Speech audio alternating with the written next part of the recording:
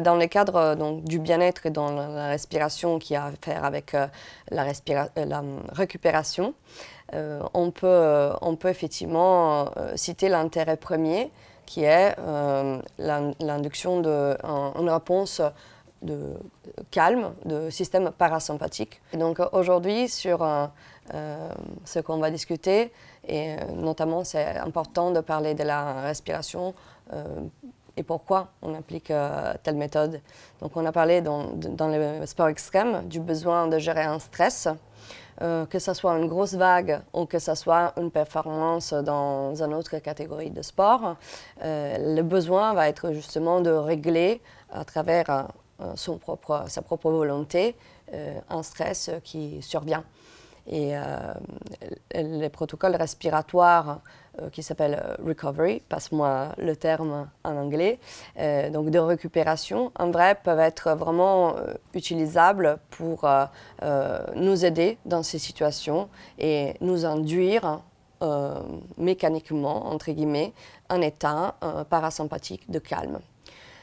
Alors, juste une petite parenthèse sur recovery, parce que recovery, c'est un faux ami en anglais. Hein, ça peut tout de suite faire penser à récupérer physiquement. C'est pas vraiment ça l'idée. L'idée, c'est recovery au sens retour à l'état neutre, quoi. C'est un reboot, en fait. C'est un peu ça. Hein. Oui. C'est remettre le système à zéro.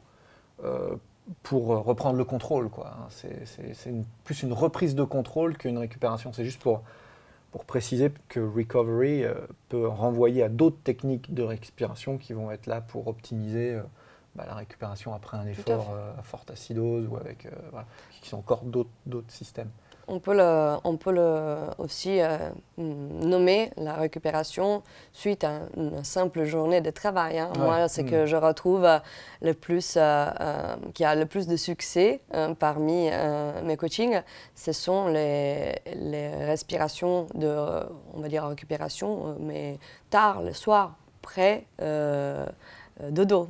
Avant aller au lit, puisque ce sont vraiment le moment où la plupart des personnes en ont besoin.